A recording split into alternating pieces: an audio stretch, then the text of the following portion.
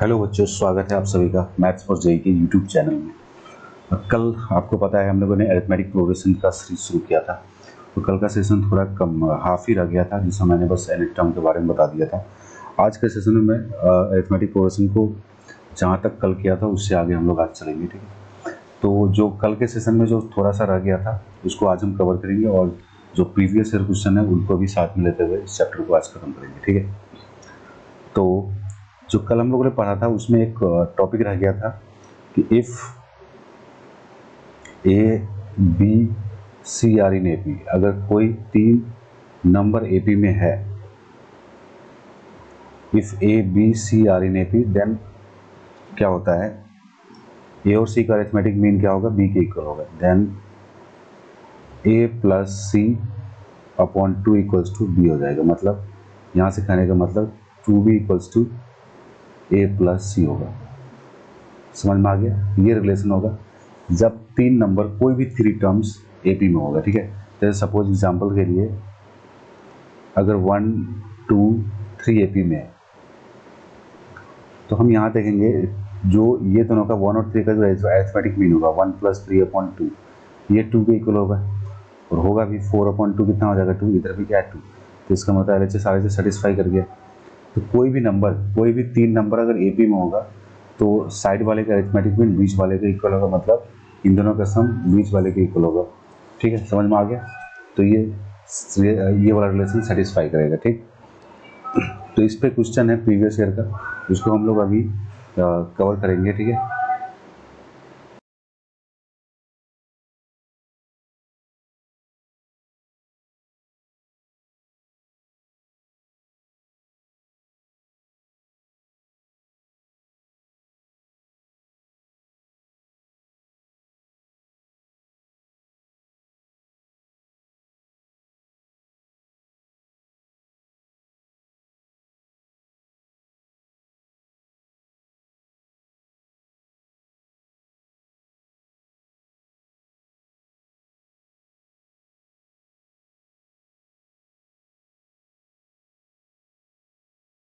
तो यहाँ से आप लोगों को समझ में आ गया होगा कि अगर तीन नंबर्स थ्री टर्म्स अगर एपी में दिया हुआ है, कोई भी तीन टर्म अगर एपी में दिया हुआ है, तो वो रिलेशन क्या होगा, बीच वाले का दो गुना ये दोनों के सम के इक्वल होगा।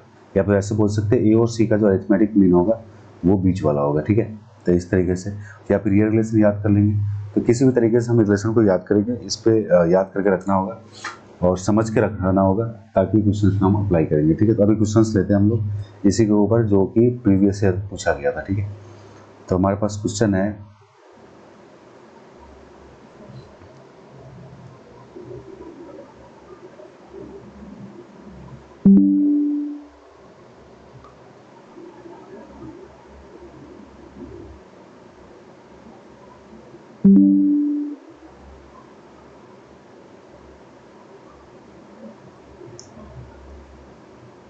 हमारे पास क्वेश्चन है, ये क्वेश्चन हमारे सामने स्क्रीन पे, और इसको सोल्व करना है। बोला है कि ये तीन टर्म एपी में, ये 2023 का CBSE 2023 में पूछा गया था MCQ में क्वेश्चन। पूछा क्या है कि P-1 P+1 और 2P+3 क्या एपी में, द वैल्यू ऑफ P क्या होगा, ठीक है। तो यहाँ पर सेम, यहाँ पे क्या बोला गया था कि ABC अगर एपी में होगा तो रिलेशन क्या होगा, 2B = A+C, मतलब बीच वाले का दो गुना साइड वाले के सम के इक्वल होगा, ठीक है। तो बीच में कौन सा है, P-1 P+1 और ये 2P+3, ये क्या है अपना, ये एपी में है, ठीक है। तो बीच वाले का दोगुना हो जाएगा, इसका 2 टाइम्स हो जाएगा, रिलेशन सेटिस्फाई जस्ट हम लोगों ने पढ़ा है। 2 टाइम्स ऑफ P+1 कितना हो जाएगा, इन दोनों के सम के इक्वल हो जाएगा, कितना होगा, P-1 प्लस 2P+3। यहाँ से इक्वेशन सोल्व कर लेंगे, P में इक्वेशन आ चुका है, तो इक्वेशन सोल्व कर लेंगे। यहाँ पे कितना हो जाएगा, 3P+2 हो जाएगा। पर इक्वेशन सोल्व करेंगे, 2 से 2 कैंसिल आउट हो जाएगा, तो यहाँ पे P आ जाएगा 0। P की वैल्यू कितनी आ जाएगी, 0। तो ऑप्शन नंबर क्या है, C इसका सही है, ठीक है। तो कितना आसान क्वेश्चन था जो कि इस पे पूछा गया था, समझ में आ गया। तो ये रिलेशन काफ़ी इंपॉर्टेंट है। चलिए नेक्स्ट हम लोग आते हैं नेक्स्ट टॉपिक पे, जो हम लोग कल आधा रह गया था हमारा अरिथमेटिक प्रोग्रेशन का, sum of the terms of AP. जो नेक्स्ट टॉपिक है, sum of the terms of, एक बार मैं पूरा टॉपिक कवर कर लेता हूँ, ठीक है, उसके बाद फिर हम लोग क्वेश्चन पे आएंगे, ठीक है। Sum of the terms of the AP, AP के जितने भी टर्म्स हैं उनका सम। तो एपी का जो जनरल टर्म होता है, जो जनरल टर्म हमारा होता है वो कहता है T N equals to A plus N minus one into D, जहाँ पे हमने ए क्या होता है हमारा फर्स्ट टर्म होता है, ये पता है, कल के क्लास में डिस्कस हो गया था। डी हमारा क्या होता है, कॉमन डिफरेंस, ठीक है, कॉमन डिफरेंस, ठीक है। तो हमें सम ऑफ एन टर्म, जितने भी ये एन टर्म है ना, तो एन टर्म जितने भी है सबका हमको सम चाहिए। जैसे पहला टर्म ए है, ये दूसरा टर्म ए प्लस डी है, ए प्लस 3d है, ऐसे करके लास्ट टर्म जो हमारा nth टर्म होगा क्या होगा, A plus N minus one into D. तो हमें इसका सम चाहिए, मतलब एस हमको चाहिए ए प्लस डी। सारे टर्म को हम क्या करेंगे, ऐड कर देंगे, ए प्लस 3d ऐसे करके, plus A plus N minus one into D. तो ये जो सम आएगा ना, एन टर्म का सम आएगा, तो इसको हम बोलेंगे एस एन। क्या बोलेंगे, एस एन। और एस एन का फॉर्मूला होगा N by two into two A plus N minus one into D, ठीक है। ये एस एन का एक फॉर्मूला होगा, ठीक है। अब सिंस मैं ये प्रूफ नहीं दिखाऊंगा एस एन का कि कहाँ से प्रूफ आके आ रहा है, ठीक है, बस फॉर्मूले पर यहाँ पर कॉन्सेंट्रेट है, तो एग्जाम में प्रूफ नहीं आता, ठीक है। जरूरत पड़ेगा तो मैं अलग से वीडियो बना दूंगा प्रूफ का। तो यहाँ पे बस क्वेश्चंस, मतलब चैप्टर्स रिलेटेड जो क्वेश्चंस आते हैं एग्जाम में, उस पर फोकस रखें। तो एस एन का फॉर्मूला क्या होता है, N by two into two A plus N minus one into D. या फिर एस एन का दूसरा फॉर्मूला होगा N by two into A plus N. ये फॉर्मूला तब लगेगा जब हमारे पास लास्ट टर्म पता होगा। लास्ट टर्म पता होगा, बेसिकली एल जो हमारा क्या होता है, एल की जगह पे ये लिखेंगे ना, A plus N minus one into D. ये फॉर्मूला यहीं से जनरेट हुआ है, ठीक है, ये फॉर्मूला यहीं से जनरेट हुआ है। कैसे जनरेट हुआ, एन बाई टू, ये टू ए को हम क्या लिख देंगे, A plus N minus one into D, और ये हमारा क्या होता है, लास्ट टर्म होता है। तो इसी को मैं क्या लिख दूंगा, N by two multiplied by A plus L, तो ये हमारा एस एन आ जाएगा। तो खैर ये प्रूफ रिजल्ट था, ठीक है। तो ये दोनों क्या है, सेम है। ये कब लगाएंगे, जब फर्स्ट टर्म और लास्ट टर्म पता होगा, ठीक है। ये कब लगाएंगे, जब हमको लास्ट टर्म नहीं पता होगा, तो तब लगा देंगे, ठीक है। तो इस तरीके से क्वेश्चन को हम लोग सोल्व करेंगे, ठीक है। अब नेक्स्ट आते हैं कुछ इंपॉर्टेंट पॉइंट्स पे। जैसे कुछ इंपॉर्टेंट पॉइंट है, इंपॉर्टेंट पॉइंट्स, इसको आप लोग कॉपी पे लिख लीजिएगा, ठीक है। क्योंकि ये इंपॉर्टेंट पॉइंट्स क्या होता है कि क्वेश्चंस में रिपीटेडली यूज होगा, फिर आपके पास अगर ये नोट्स नहीं होगा, फिर आप वहाँ पर कंफ्यूज होगा ये कहाँ से आ गया, ठीक है। तो उसके लिए पहले से आप लोग वेल प्रिपेयर रहो, नोट्स में लिखते रहो, ठीक है, कॉपी में। इंपॉर्टेंट पॉइंट्स क्या है, पहला इंपॉर्टेंट पॉइंट क्या है, S N minus one this is T N. कहने का मतलब अगर एस एन में से एक टर्म माइनस करके उसको मैं माइनस कर दूँ एस एन से, तो हमारे पास टी एन आ जाएगा। तो इसका एप्लीकेशन कैसा होगा, जैसे हम एग्जाम्पल लिखते हैं, जैसे एस एन हमारे पास दिया हुआ है 3n स्क्वायर प्लस 2, ठीक है, 3n स्क्वायर प्लस 2 दिया हुआ है, ठीक है। 3n स्क्वायर प्लस 2n ले लेते हैं, ठीक, 2n। हमसे पूछा गया है, एग्जाम्पल है ये, हमसे पूछा है फाइंड tn। हमसे क्या पूछा गया, tn। तो सीधा क्या करेंगे, ये फॉर्मूला लगा देंगे, S N minus one this is क्या होता है, tn होता है। तो एस एन तो अपने को पता है, एस एन ये है, तो एस एन माइनस वन निकाल लेते हैं। एस एन हमारे पास कितना है, 3n square plus 2n, S N minus one.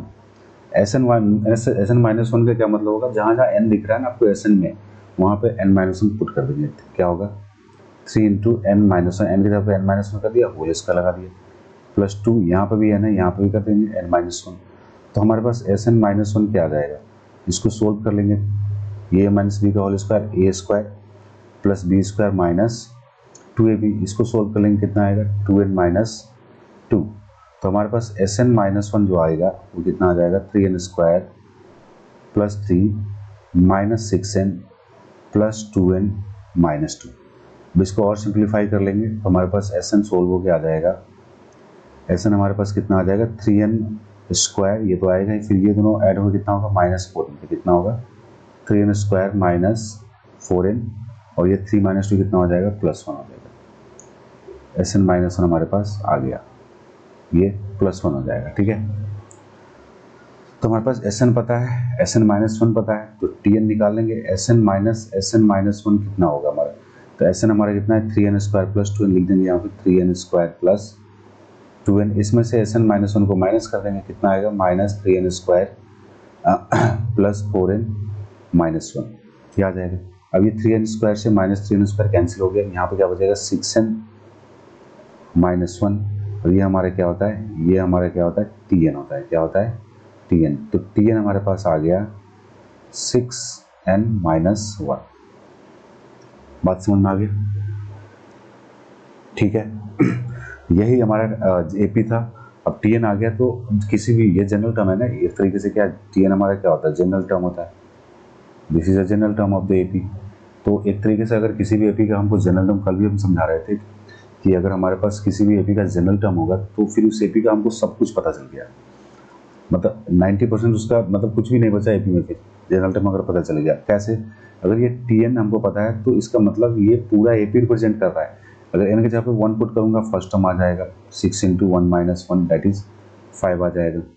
T2 हम पुट, n के जगह पे 2 पुट करेंगे, सेकंड टर्म आ जाएगा 6 × 2 - 1 11 आ जाएगा। इस तरीके से सारे टर्म निकाल देंगे इसके हेल्प से, Tn के हेल्प से, और कॉमन डिफरेंस भी निकाल देंगे। यहाँ पर अगर कॉमन डिफरेंस पूछा गया होता तो सीधा क्या करेंगे T2 - T1 कर देंगे। T2 - T1 तो कॉमन डिफरेंस क्या आता है 11 - 5 दैट इज 6, कॉमन डिफरेंस आ था। और नहीं तो कल बताया था मैंने, एक ट्रिक बताया था कि अगर किसी भी एपी का कॉमन डिफरेंस निकालना, अगर आपके पास nth टर्म गिवन है तो nth टर्म क्या हमारा 6n - 1, तो n का जो कोफिशिएंट होगा इसका क्या होगा कॉमन डिफरेंस। देखो n का कोफिशिएंट क्या है 6, तो कॉमन डिफरेंस पक्का क्या आएगा 6 ही आएगा, और आया भी कितना है 6। तो समझ में आ गया तो कैसे हम जनरल टर्म का यूज करते हैं, ठीक है। तो एक और क्वेश्चन लेते हैं हम लोग, फिर जाके और क्लियरिटी आ जाएगा, ठीक है। यहाँ पे लिखा है, क्वेश्चन में दे रहा हूं कि इफ Sn = 7² n + 4n, ये हमको दिया हुआ है, देन फाइंड S10। तीन पहला क्वेश्चन है, दूसरा क्वेश्चन हमसे पूछा गया है T4, तीसरा क्वेश्चन पूछा गया है T20। अब देखो इसमें क्या है कि S10 पूछा गया, सबसे पहले हमको पूछा गया S10, तो S10 हमारे पास Sn पता है ना, तो n की जगह बस क्या पुट कर देना है 10 पुट कर देना है, n की जगह पे क्या पुट करेंगे 10, तो S10 आ जाएगा आराम से। तो कितना होगा 7 × 10² + 4 × 10, तो यहाँ से S10 कितना आ जाएगा 7 × 100 700 हो जाएगा, क्योंकि 10 का स्क्वायर कितना होगा 100 होगा, और ये 4 × 10 कितना होगा 40, तो हमारे पास S10 कितना आ गया 740। यहाँ से तो ये क्वेश्चन हो गया भाई, ठीक है। अब जो दूसरा पार्ट है, ये पहला पार्ट था, दूसरा पार्ट जो हमारा क्या है कि T4 निकालना है। T4 निकालने के लिए अभी जस्ट हमने एक फॉर्मूला पढ़ा है कि Sn - Sn - 1, Sn - Sn - 1 क्या होता है Tn होता है। तो हम क्या निकाल देंगे T4 निकालने के लिए क्या करेंगे S4 - S3 कर देंगे भाई। अगर Tn हमारा Sn - Sn - 1, मतलब Tn हमारा क्या होता है Sn - Sn - 1, तो यहाँ पर हम अगर 4 पुट करेंगे तो क्या होगा S4 - S3 हो जाएगा। तो जो टर्म हमको निकालना है वो समेशन में डाल देंगे और एक कम करके माइनस कर देंगे, ठीक है। तो इस तरीके से यूज़ कर सकते हैं। तो T4 हमारे पास आ जाएगा S4 कितना हो जाएगा यहाँ से निकाल लेते हैं, लिख लेते हैं यहाँ पे 7 की पावर 4² + 4 × 4 माइनस S3 कितना हो जाएगा 7 × 3², फिर माइनस ही प्लस माइनस माइनस ही हो जाएगा -4 × 3। इसको अब सोल्व कर लेंगे, T4 कितना आ जाएगा 16 7 से कितना होगा 112, ये कितना हो जाएगा 16, ये कितना हो जाएगा 3 3 9 9 9 81 -12। तो इसको हम सोल्व करेंगे तो हमारे पास 128 - 41 कितना होगा 47, 47 - 12 हमारे पास 35 आ जाएगा। तो T4 हमारे पास कितना आएगा 35 आएगा। फिर आगे क्वेश्चन पूछा S20 निकालना है, सॉरी T20 निकालना है। तो T20 निकालने के लिए क्या करेंगे हम S20 - S19 कर देते हैं, हमारे पास T20 आ जाएगा। तो S20 हमारे पास कितना हो जाएगा 7 × 20² + 4 × 20, तो ये कितना हो जाएगा 20 का स्क्वायर कितना होगा 400 × 7 कितना होगा 2800 + 80, तो ये कितना आ जाएगा 2880 हमारे पास S20 आ जाएगा, ठीक है। फिर निकालेंगे S19 हमारे पास कितना होगा 7 इंटू 19 स्क्वायर प्लस 4 इंटू 19। तो S19 अपने पास क्या आ रहा है, S19 अपने पास सोल्व होकर आ जाएगा। 19 का स्क्वायर कितना होता है 361 होता है ना।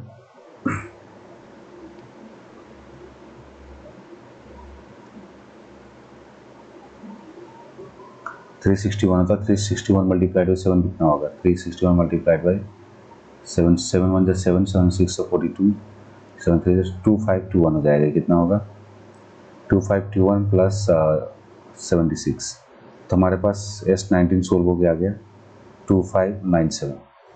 तो S20 माइनस S19 कितना आ जाएगा, S20 कितना है 2880 माइनस 2597। तो ये हमारा क्या आएगा T20 आ जाएगा। कितना आ जाएगा 3 माइनस होगा, फिर यहाँ पर 93 हो जाएगा, 93 और 7 हो जाएगा, ये 7 माइनस 5 2। तो ये हमारे पास T20 आ जाएगा। ठीक है, तो इस तरीके से क्वेश्चन सोल्व कर लिया हमने। ठीक है, तो समझ में आ रहा है कुछ आपको? अगर समझ में आ रहा है तो बताइए मुझे, कमेंट्स में बताइए।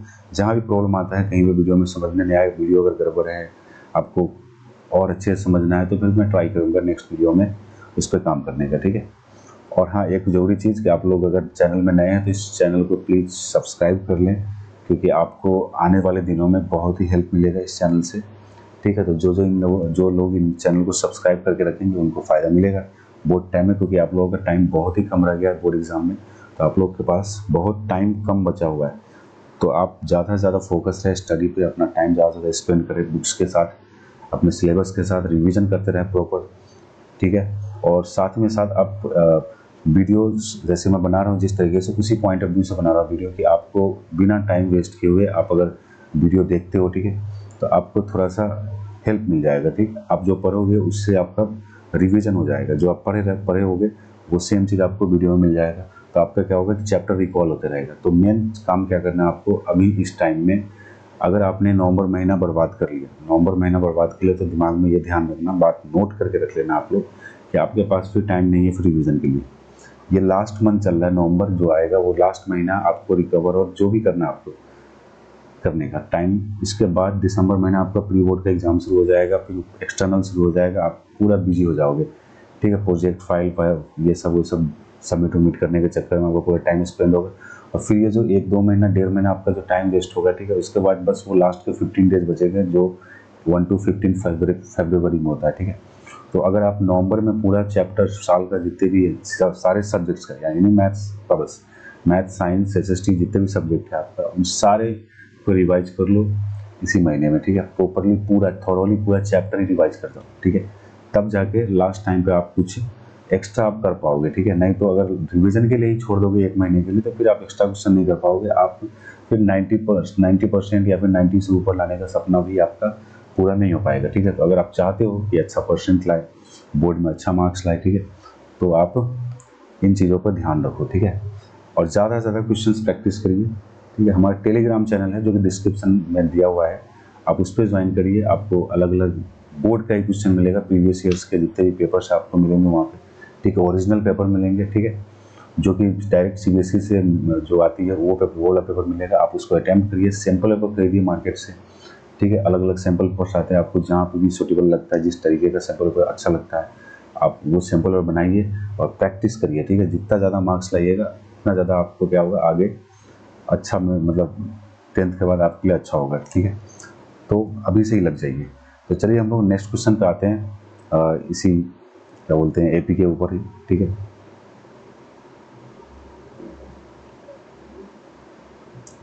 तो मैं कुछ पहले डिस्कस कर लेता हूँ कि क्या कोई प्रीवियस ईयर में 2023 में कोई JEE का क्वेश्चन आया था क्या, वो मैं लिख लेता हूँ।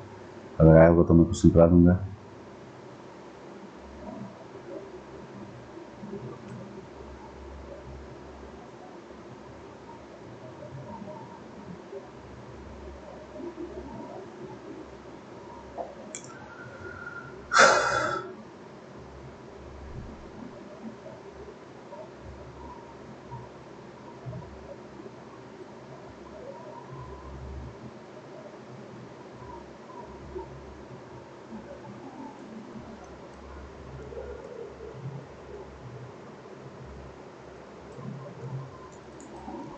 तो एक क्वेश्चन है हमारे पास जो कि 2023 में पूछा गया था आपके सीबीएसई बोर्ड में, उसको हम स्क्रीन पे लिखते हैं, ठीक है।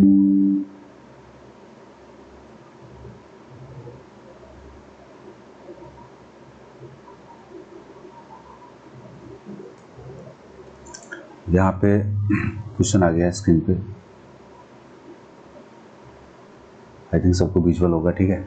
तो क्वेश्चन है ये कि the ratio of the 11th term to the 17th term of AP is 3:4. Find the ratio of 5th term to the 21st term of the same AP. Also find the ratio of the sum of first 5 terms to that of the first 21 term. अब यहाँ पे जो question given है ये 5 marks का question है। ये कितने मार्क्स का क्वेश्चन है? 5 मार्क्स का क्वेश्चन है, जो कि ये 2023 में ऑलरेडी पूछा जा चुका है, ठीक है। तो क्वेश्चन को ध्यान से समझना है कि 11th टर्म और 17th टर्म का हमको रेशियो दिया हुआ, मतलब T11 अपॉन T17 दिया हुआ है, ठीक है। ये कितना दिया हुआ है? 3:4 दिया हुआ है। अब सबको पता है a प्लस 10d, T11 को हम क्या लिख देंगे? a प्लस 10d, और T17 को क्या लिख देंगे? a plus 16d। तो हमारे पास क्या आएगा? 3/4। अब इसको क्रॉस मल्टीप्लाई कर लें, ठीक है। अगर क्रॉस मल्टीप्लाई कर ले तो हमारे पास क्या आ जाएगा? a और d के बीच में रिलेशन आ जाएगा, ठीक है। तो यहाँ से हम क्रॉस मल्टीप्लाई कर लेते हैं, ठीक। कितना हो जाएगा? 4a plus 40d, this is equal to कितना हो जाएगा? ये इधर मल्टीप्लाई होगा तो 3a मल्टी प्लस 316 से कितना होगा? 48। तो यहाँ से 3a प्लस 48d हो जाएगा। तो यहाँ पर हम रिलेशन निकालेंगे तो 3a को इस साइड लाते हैं तो कितना हो जाएगा? a हो जाएगा, और इसको उधर भेजेंगे तो 8d आ जाएगा। तो हमारे पास रिलेशन आ गया कि a हमारा क्या है? 8d है, ठीक है। यानी a अगर हमारा 2 होगा तो सॉरी d हमारा 2 होगा तो a हमारा 16 होगा। तो इस तरीके से मान सकते हैं हमारा रिलेशन है, ठीक है। अब हमसे पूछा गया find the ratio of 5th term and 21st term. तो हमारे पास ये रिलेशन आ गया, इसका यूज़ करेंगे। तो हमारा जो क्वेश्चन है T5 अपॉन T21 निकालना है, T5 अपॉन T21। तो T5 क्या होगा? a प्लस 4d, T21 क्या होगा? a plus 20d। a हमारा कितना? 8d पुट कर देंगे यहाँ पे, 8d प्लस 4d अपॉन यहाँ पे भी 8d एक जगह पे, और फिर प्लस 20d। ये कितना हो जाएगा? 12d upon 28d। d से d कैंसिल हो जाएगा, यहाँ से 3 ये कैंसिल हो जाएगा, कितना आ जाएगा? 3/7 आ जाएगा, ठीक है। तो T5 और T7 का जो रेशियो होगा that is it means T5:2 T7 हमारे पास क्या आ जाएगा? 3:7 आ जाएगा, ठीक है। तो ये एक पार्ट क्वेश्चन का हो गया। दूसरा पार्ट क्या है कि find the ratio of the sum of first 5 terms to that of the sum 28। मतलब सम ऑफ 5 टर्म और सम ऑफ 21 टर्म का रेशियो चाहिए। अब तो सम का रेशियो चाहिए, ठीक है। तो कुछ नहीं करना है, यहाँ ये भी सेम क्वेश्चन है, मतलब हमको सिंपली S5 अपॉन S21 निकालना है। क्या निकालना है? S5 upon S21। S5 upon S21 क्या होगा? 5/2 upon 4/2 multiplied by 2a plus 5 minus 1 that is 4d हो जाएगा। ये समेशन का फॉर्मूला लगा रहा हूँ सम ऑफ n का, तो ये 21/2 होगा। 2a प्लस n माइनस 1, 21 यहाँ पे n की जगह जाए 21 से कितना हो जाएगा? 20d। अब इसको सोल्व करेंगे, 2 से 2 क्या हो जाएगा? कैंसिल आउट हो जाएगा, तो ये बचेगा 5/21। ऊपर में क्या बचेगा? एक जगह पे पुट कर देते हैं हम, वो 8d हमारा, ठीक है। तो एक जगह पे 8d पुट करेंगे, इतना हो जाएगा ये 16d प्लस 4d। नीचे क्या हो जाएगा? यहाँ भी 16d हो जाएगा प्लस 20d। तो हमारे पास जो आएगा 5/21 मल्टीप्लाइड बाई ये हो जाएगा 20d, नीचे क्या हो जाएगा? 36d। अब इसको यहाँ पर से सोल्व कर लेते हैं, d से d कैंसिल आउट हो गया, ये 4 5 जा और ये 4 9 जा। तो हमारे पास रेशियो क्या आ जाएगा? 25/189। तो रेशियो यही हमारा 25/189 ये हमारा रेशियो आ जाएगा। समझ में आ गया? तो क्वेश्चन क्या हो गया? कंप्लीट हो गया। तो काफ़ी अच्छा क्वेश्चन था, उतना भी हार्ड नहीं पूछता है। आप आराम से बस कॉन्सेप्ट पे ध्यान दो, जितना मैंने पिछले वीडियो में पढ़ाया था और जो आज पढ़ाया है सेम, दोनों को यूज़ करो। ये क्वेश्चन क्या है? कुछ भी नहीं है, ठीक है। अब दूसरा इसी साल का जो क्वेश्चन 2023 में पूछा गया था उसको हम लेते हैं, ठीक है। स्क्रीन के ऊपर।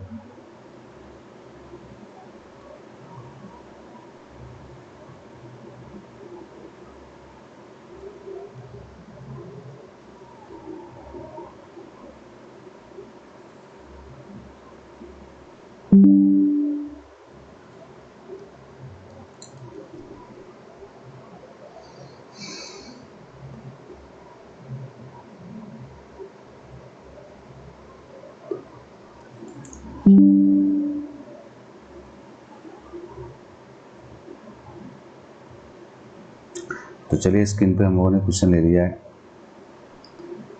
स्क्रीन पे आ गया क्वेश्चन। ये क्वेश्चन है 2023 का। बोला 250 लेक्स आर लॉग्स आर, लकड़ी का गट्ठा होता है ना, लकड़ी का गट्ठा एक के ऊपर एक इस तरीके से दिया है। तो टोटल जो लकड़ी का गट्ठा कितना है 250। Log stock in the following में 22 logs in the column in the bottom row, मतलब सबसे लास्ट वाले रो में कितना है 22, इसके ऊपर क्या है 21 है, इसके बाद 20, इस तरीके से चल रहा है। मतलब ये एपी की फॉलो कर रहा है। जो सबसे नीचे वाले में कितना है 22, इसके ऊपर में कितना है 21, फिर इसके ऊपर 20, इस तरीके से रो वाइज सबको रखा गया। ठीक है, तो हमारा एपी का क्या बनना है फॉर्म 22, 21, 20, 19, एक का गैप चल रहा है ऐसे। ठीक है, फिर बोल रहा है कि in how many rows there are the 250 logs placed and how many logs are there in the top row. बोल रहा है कि तो इसका मतलब जो लास्ट टर्म पूछा गया एक तरीके से, in how many rows the are the 250 logs placed and how many rows, तो नंबर ऑफ रोज। तो हमें से पूछा गया टोटल लॉग्स कितना है 250 है। मतलब मान लेते हैं इसमें n टर्म्स है, क्योंकि टोटल तो पता नहीं कितने रोज है, तो हम मान लेते हैं n टर्म्स है। तो Sn हमको दिया हुआ है 250। तो हमसे पूछा गया है कि कितना नंबर ऑफ रोज पूछा गया, in how many rows are the 250 logs placed, मतलब कितने रोज में ये 250 लॉग्स प्लेस्ड है। तो यहाँ से हम Sn का फॉर्मूला लगा के n की वैल्यू निकालेंगे। How many logs are there in the top row, फिर पूछ रहा है लास्ट में दो क्वेश्चन है इसमें, एक तो ये कि टोटल नंबर ऑफ रोज मतलब नंबर ऑफ टर्म्स निकालना है, और पूछा दूसरा question how many logs are there in the top row, मतलब टॉप रो ऐसे ऐसे करते करते सीक्वेंस एक लॉग के ऊपर एक जो ऐसे चलेगा, तो सबसे आखिरी में मतलब टॉप मतलब आखिरी हो गया सीक्वेंस का, तो इनडायरेक्टली लास्ट टर्म पूछा है। ठीक है, तो लास्ट टर्म पता करने के लिए हमको क्या करना पड़ेगा, एन की वैल्यू तो पता करना पड़ेगा ना, तभी तो पता चलेगा कि लास्ट टर्म कौन सा है। ठीक है, तो एन की वैल्यू पता करने के लिए पहले हम एस एन का सोल्व करेंगे, नंबर ऑफ रोज निकालते हैं। तो हमारे पास फर्स्ट टर्म क्या है 22 है, कॉमन डिफरेंस हमारे पास -1 है। देख सकते हैं डिक्रीजिंग एपी है, घटते हुए जा रहा है, तो डिक्रीजिंग एपी है तो डी हमेशा निगेटिव आएगा, तो डी -1 है। ठीक है, तो एस एन हमारे पास क्या है 250। तो एस एन का फॉर्मूला क्या होता है, एस एन हमारे पास कितना है 250। तो एस एन का फॉर्मूला लगा देंगे n/2 into 2a plus n-1 into D equals to 250। ठीक है, अब यहाँ से हमको n निकालना है, हमारा टारगेट क्या है n की वैल्यू निकालने का। तो ये 2 को उस साइड शिफ्ट कर देते हैं, 500 हो जाएगा वो n इंटू 2a, मतलब ये हमारा 22 है, तो 2 इंटू 22 कितना होगा 44 हो जाएगा, plus n-1 into D, n-1 into -1, ये कितना हो जाएगा 500। अब इसको मल्टीप्लाई कर देते हैं। ठीक है, तो कितना होगा 44n, और ये माइनस का n होगा, माइनस n स्क्वायर आ जाएगा, प्लस ये n हो जाएगा मल्टीप्लाई करने पे 500। तो इसको एक साथ लिख देते हैं, n स्क्वायर कितना 45n होता है, n square minus 45n plus 500 हमारे पास आ जाएगा। ये हमारे पास इक्वेशन आ गया, क्वाड्रेटिक आ गया n में, तो इसको हम सोल्व कर सकते हैं क्वाड्रेटिक को। तो क्वाड्रेटिक सोल्व करेंगे, n square minus 25n minus 20n plus 500 equals to 0। इसको हम फैक्टराइज कर लिए, तो हमारे पास फैक्टर क्या आएगा n-25 मल्टीप्लाइड बाई n-20, दो फैक्टर आ गया हमारे पास। तो n का वैल्यू कितना आ रहा है 25 और 20 आ रहा है। अब क्योंकि डिक्रीजिंग एपी है तो number of term same sum different number of term पे आ सकता है, क्योंकि डिक्रीजिंग एपी में ऐसा हो सकता है। ठीक है, तो दो नंबर ऑफ टर्म आ सकता है, तो इसमें सरप्राइज होने की कोई जरूरत, दोनों हम n की वैल्यू के लिए हम निकालेंगे। ठीक है, तो हमारे पास टोटल नंबर ऑफ रोज कितना है 25 आ रहा है, 20 आ रहा है। ठीक है, दोनों आएगा, 25 भी आ सकता है और 20 भी आ सकता है, क्योंकि ये क्या है डिक्रीजिंग एपी और हमारा जो ये क्वालिटी का है, तो क्वालिटी का दो वैल्यू आएगा ही पक्का है। ठीक है, तो अब क्या करेंगे हमसे पूछा कि ये पहला पार्ट तो हो गया, दूसरा पूछा है how many logs are there in the top row. सबसे आखिरी रो में कितना लॉग्स हैं, ठीक है। तो सबसे पहले हम ये देखेंगे कि 25, लास्ट टर्म अगर 25 है तो हमारे पास T25 कितना आएगा, T25 हमारा आएगा a प्लस 24d। ए हमारा कितना है 22 प्लस 24 इंटू डी हमारा क्या आएगा, d -1 है तो यहाँ पर से 22 माइनस 24, देखो यहाँ पे -2 आ गए। और नेचुरल नंबर्स चल रहा है ना, ये नंबर ऑफ लॉग्स चल रहा है, तो ये नेगेटिव नहीं आ सकता। तो ये नेगेटिव अगर आ रहा है, इसका मतलब ये जो n की वैल्यू 25 है ना, इसको मुझे रिजेक्ट करना पड़ेगा। तो T25 n की वैल्यू 25 रिजेक्ट हो जाएगा, तो हमारे पास दूसरा क्या ऑप्शन बचा, n की वैल्यू 20 लेंगे। तो n की वैल्यू 20 ले लेते हैं यहाँ पे। तो n की वैल्यू 20 लेके हम निकालेंगे T20। तो T20 हमारे पास कितना आ जाएगा, a प्लस 19d। ये हमारा कितना है 22 और 19 इंटू डी मतलब -1, तो कितना आ जाएगा 22 माइनस 90 दैट इज 3। तो सबसे टॉप रो में जो नंबर ऑफ लॉग्स है ना, कितने हैं 3, कितना है 3 है। और टोटल जो रोज हैं, टोटल रोज हमारे पास कितना है 20 है, क्योंकि 25 नहीं हो सकता है, क्योंकि 25 पे हमारा नंबर ऑफ लॉग्स निगेटिव आ रहा है, और नंबर्स कभी भी निगेटिव में नहीं हो सकता है, किसी भी चीज़ का काउंटिंग निगेटिव नहीं हो सकता, ठीक है, समझ में आया। तो ये इसका क्वेश्चन था, 2023 का ही CBSE में पूछा गया था, ठीक है, CBSE 2023 में पूछा गया था। अच्छा क्वेश्चन था ये, आप लोग इसको कभी NCERT में क्वेश्चन दिया हुआ है, ठीक है। चलिए नेक्स्ट क्वेश्चन अगर मिला हुआ है, अगर इस साल पूछा है तो उसको भी हम लोग देख लेते हैं कि कैसा क्वेश्चन है।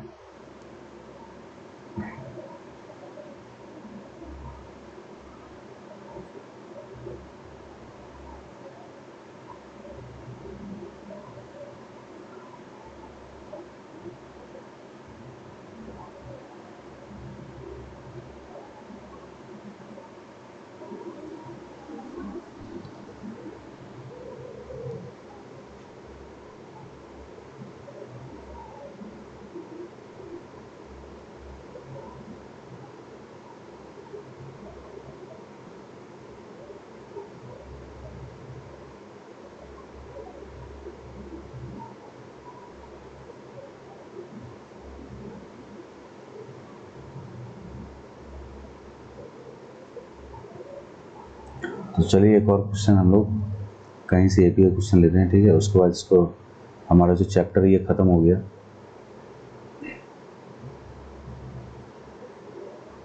अब आप लोग क्वेश्चन प्रैक्टिस करिए, ठीक है, NCERT जो भी है।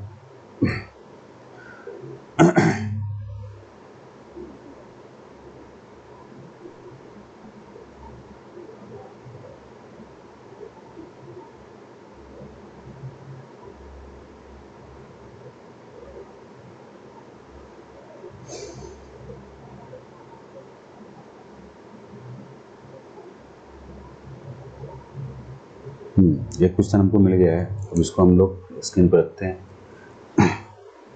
और इस क्वेश्चन के बाद हम लोग आज के लाइव सेशन को ख़त्म करेंगे, और फिर अगले सेशन में हम लोग कोई नया चैप्टर लेके आएंगे, ठीक है। पहले इस क्वेश्चन को देख लेते हैं। क्वेश्चन हमारे पास है,